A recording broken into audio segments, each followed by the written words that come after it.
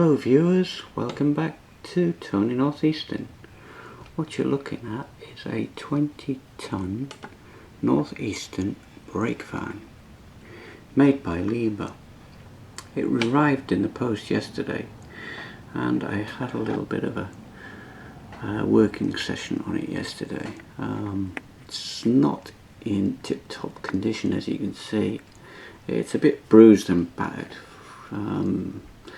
These particular models were probably made in the 70s, and I have painted the handrails and the brackets in white, done that, and been trying to remove some of the glue stains that was on it, so I've removed that one quite successfully using some Umbral thinners and a cotton bud, and wiped it off and just give it a grey wash over the top to try and blend it in, and that seems to have worked.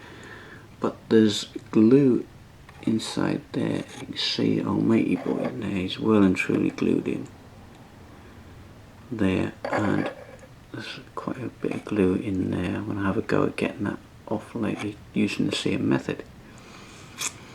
Now, other things I've done to this brake van is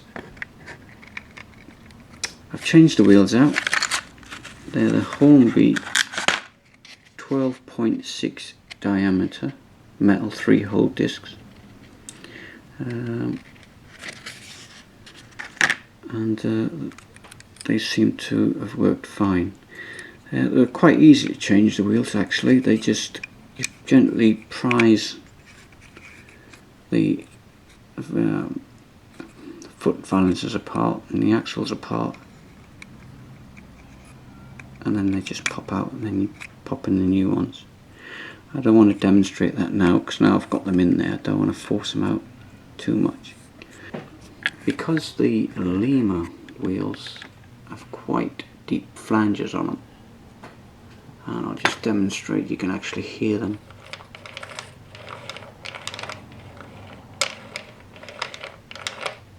Rubbing on the chairs on the sleepers.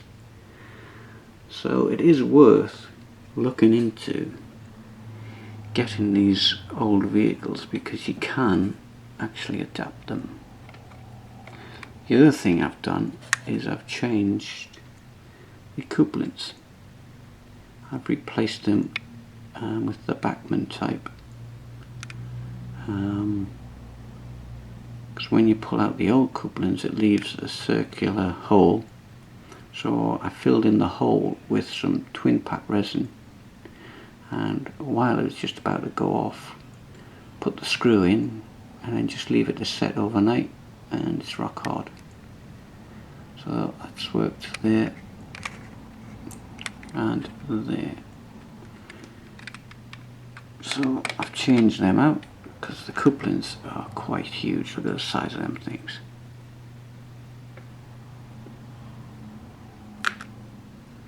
Yeah, they're a bit more discreet,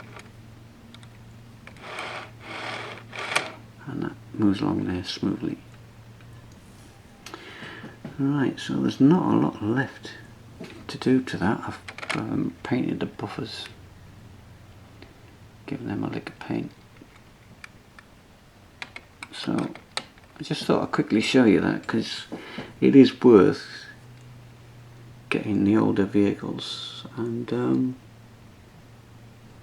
bringing them back to life, as it were. Okay, I have now weathered the brake van with some grey wash. I managed to paint the wooden boards inside there brown and inside there brown. I left matey boy in there because the glue, when I was trying to remove it, is quite deep into the plastic. They must have used quite a lot of polyurethane cement to stick him in there. Anyway, so I've left him in there, but I did manage to get the glue out of there and rescribed the running boards, if you like, or the floorboards back in there. Right, so I've weathered it all round, and I've added some exhaust pipes I found in my come in handy box, and that's about it, I think.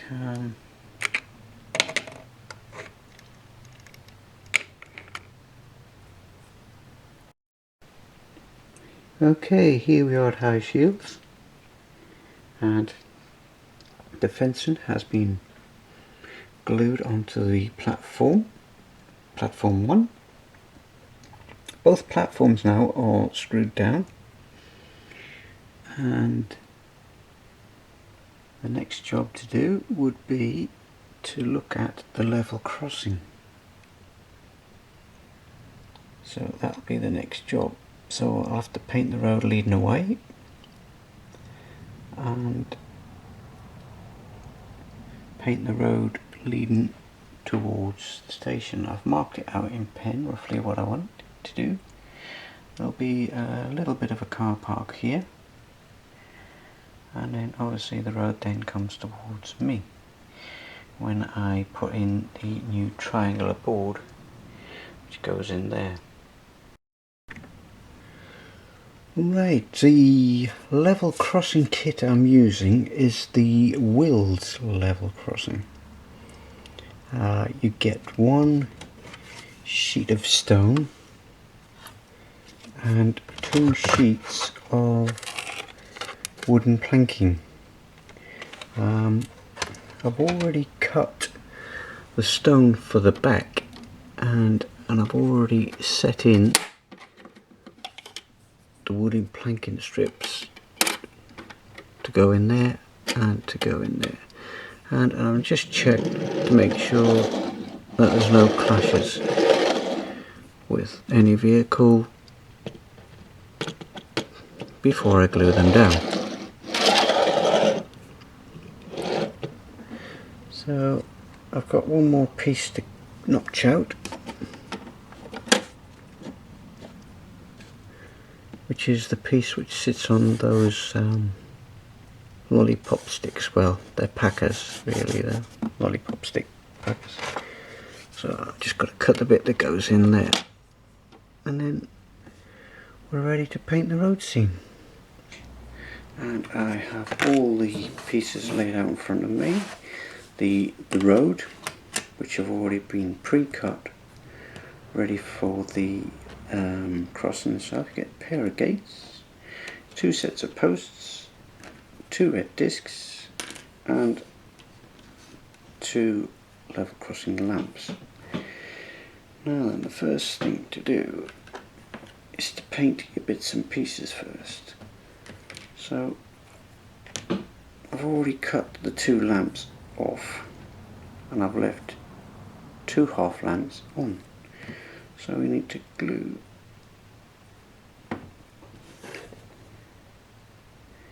your lamps onto there and leave them on the kit tab, because that'd be ideal for painting them. Like so, because all I've done is I've taken them off of there and glued them on there ready. So they are now ready for painting. And it's handy if you leave them on there, because you can hold it and paint it without getting paint everywhere on your fingers and what have you. First things first, let's paint the lamps. Just give them black paint all over. I'm using satin black. Right, next thing is to paint the red discs. I'm using a Humbrol satin red number 174. Okay, the next bit is just to put a red dot on these lamps. There you go. Okay, now we can leave them to dry and concentrate on putting the gate together. Okay, here are the two crossing gates. I've already stuck them down to the cobblestones. I haven't weathered the cobblestones yet, and the gates will need painting as well. They're finished, apart from painting a few bits. You've got the strengthening bar there that's got to be painted, and some hinges got to be painted black as well. But yeah, once that's done and the stonework is weathered, we can glue them down. If you're going to do it like this, ensure you cut off the excess of the gate posts, and that's about it really. Quite an easy kit to put together. The instructions were good. So I'm going to finish these off now. I have now weathered the cobblestones in readiness for gluing them onto the layout, and they're looking good at the moment.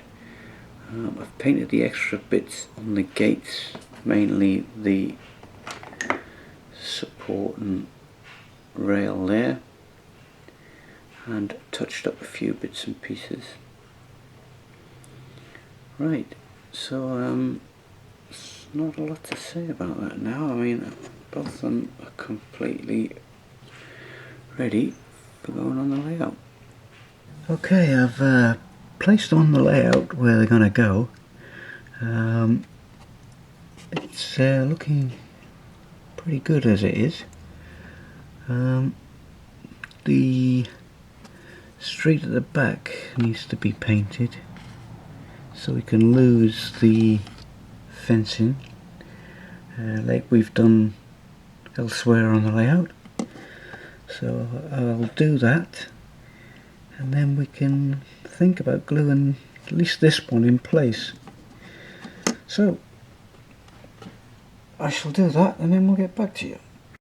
Level crossing's in place, and I've had to use some polyfiller to get up to the height of the level crossing from the road. It's only about 4 or 5 mil, but I've got to wait for that to go off now. Just a quick brief look of what's going next to the level crossing. I've put the footings in ready for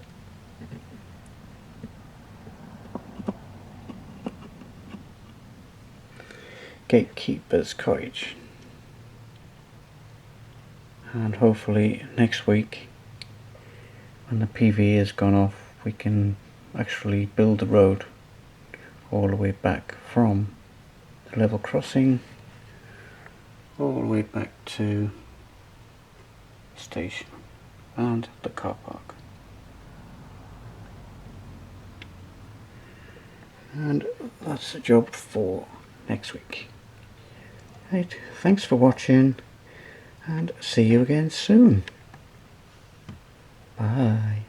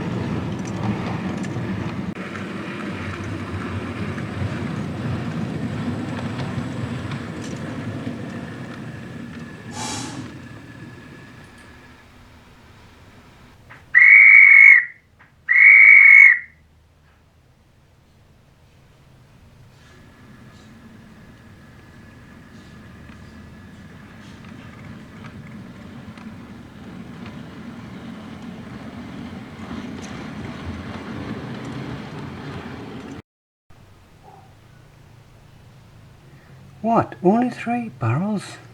Come on, hurry up. It's nearly closing time. Gotta get these to the pub.